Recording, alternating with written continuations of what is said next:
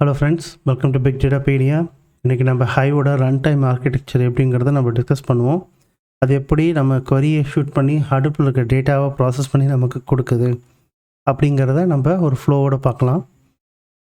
இதுதான் full architecture, ஆனால் அது கிளியராக தெரியாது.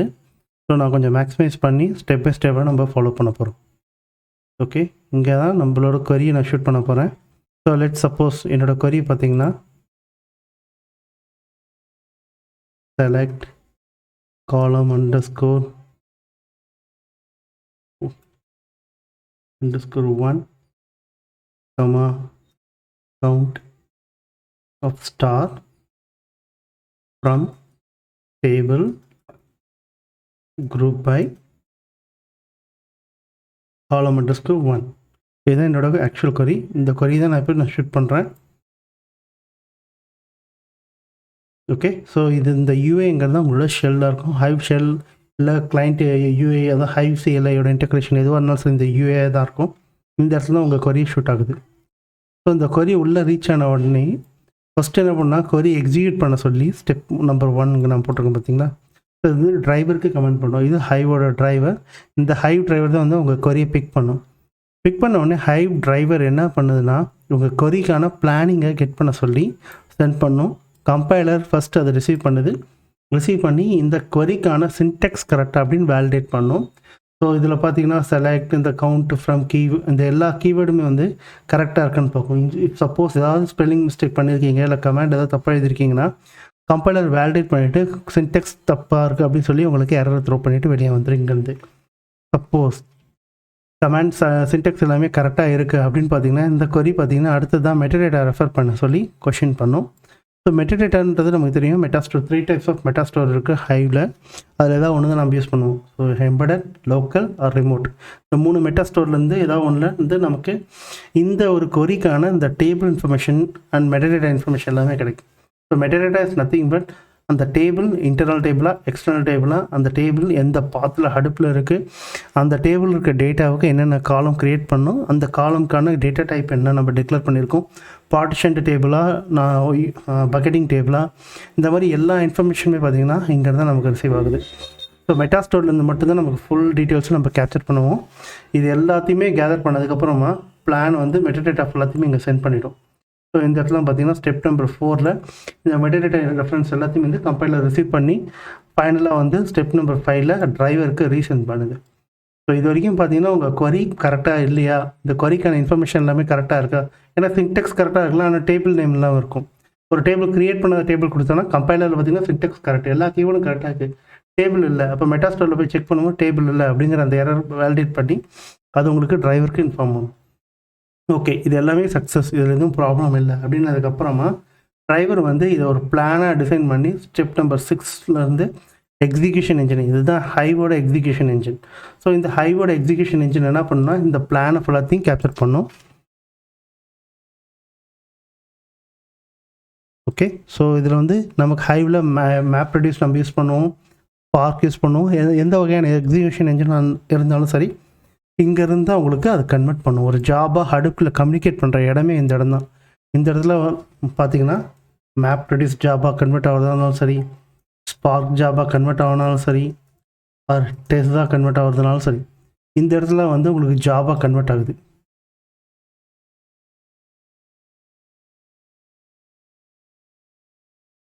ஸோ இங்கே எக்ஸாம்பிளுக்கு நான் மேப் ரெடியூஸ் ஜாப் மட்டும் தான் காட்டியிருக்கேன்.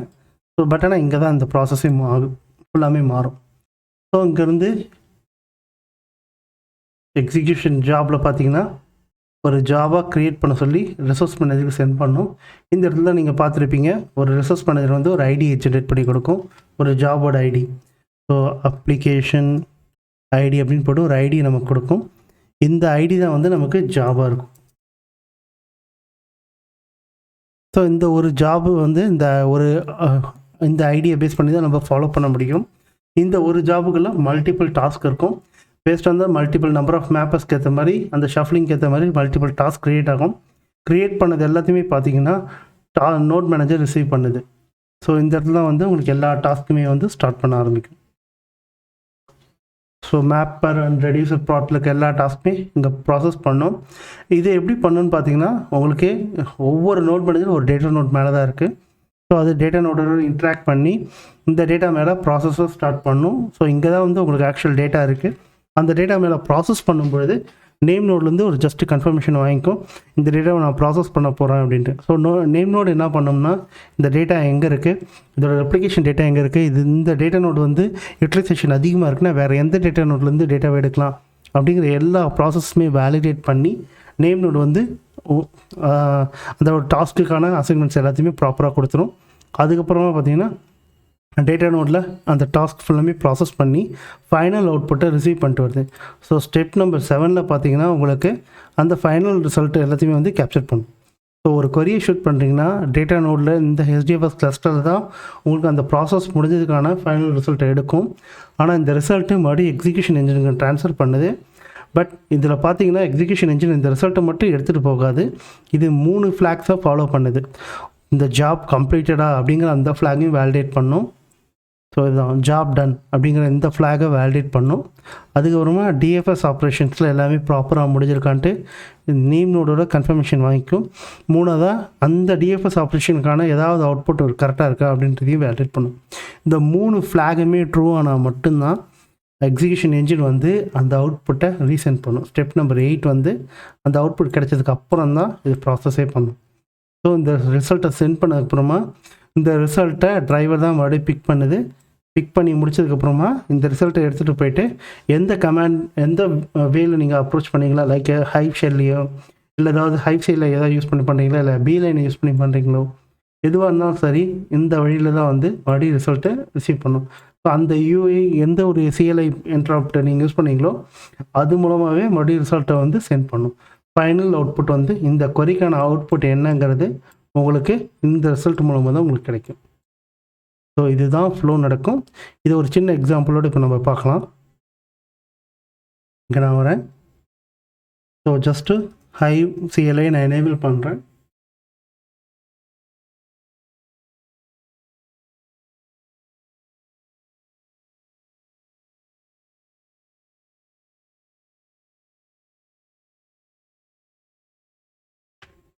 Okay, Hive CLI popup பண்ணிகிட்ருக்கு.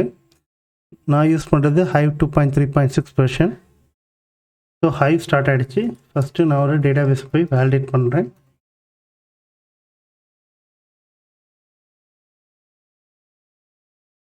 So use October 2020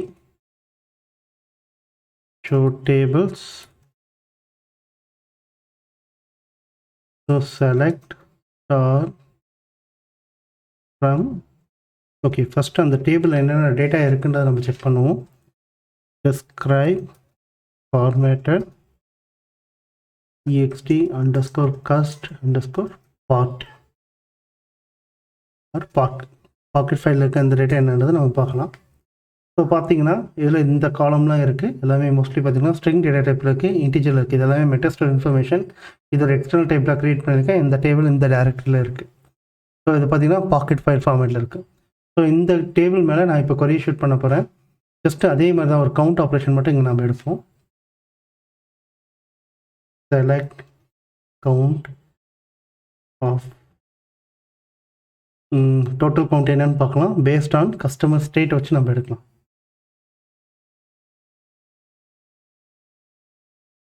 okay, from இந்த டேபிள்லேருந்து தான் பிக் பண்ணுறோம்.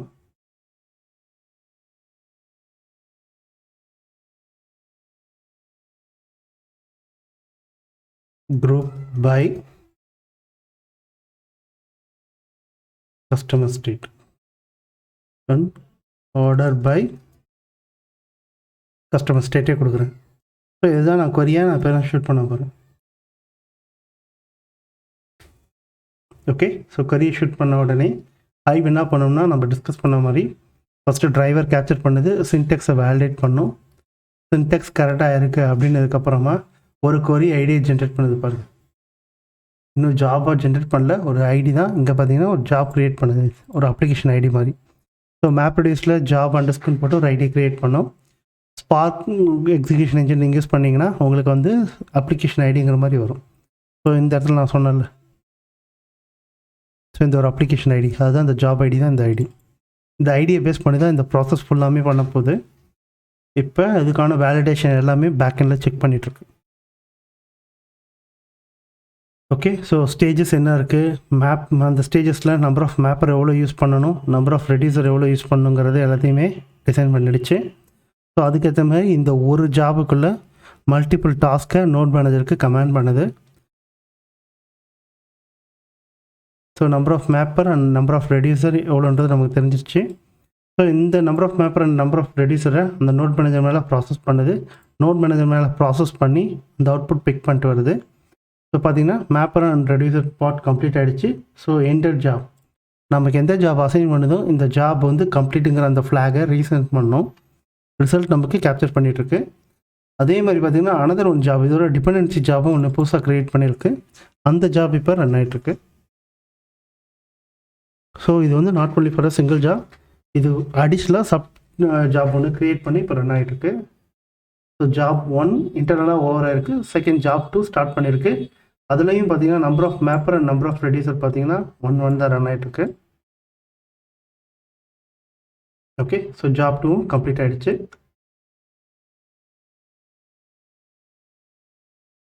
சாரி, மேப்பர் மட்டும் கம்ப்ளீட் ஆகிருக்கு, ரெடியூசர் இன்னும் ரன் ஆகிட்டுருக்கு.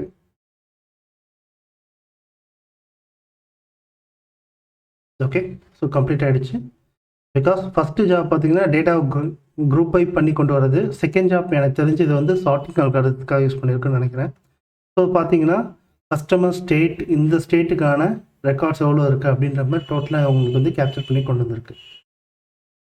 ஸோ நம்ம பார்த்து இந்த ஆர்கிடெக்சருக்கு ஏற்ற மாதிரி டேட்டாவை வேலிடேட் பண்ணிவிட்டு ரிசல்ட்டை வந்து ஃபெச் பண்ணிட்டு வந்து எக்ஸிக்யூஷன் என்ஜின் கொடுத்துருச்சு. ஜாப் சக்ஸஸ்ங்கிற அந்த ஃப்ளாகை செட் பண்ணிடுச்சு. பேக் எண்டில் நேம் நோடோட டிஎஃப்எஸ் ஆப்ரேஷன் முடிஞ்சுங்கிறது உங்களுக்கு தெரிஞ்சிருக்கு.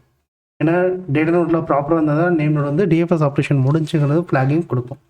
எக்ஸிக்யூஷன் என்ஜின் வந்து மறுபடியும் ரிசல்ட்டை கேப்சர் பண்ணி டிரைவருக்கு சென்ட் பண்ணுது. இந்த டிரைவரோட அவுட்புட் தான் நீங்கள் சிஎல்ஐயில் பார்க்குறீங்க. ஸோ எந்த என்வரான்மெண்ட் மூலமாக நீங்கள் சப்மிட் பண்ணீங்களோ அதே என்வரான்மெண்ட் மூலமாக நீங்கள் ரிட்டன் அந்த அவுட்புட் வாங்கிட்டீங்க. ஸோ சிம்பிளாக ஒரு கொரியை ஷூட் பண்ணதுக்கான அவுட்புட் தான் இது, வேறு எதுவும் கிடையாது. இந்த கொரிக்கான அவுட்புட் தான் நீங்கள் மேலே பார்க்குறது.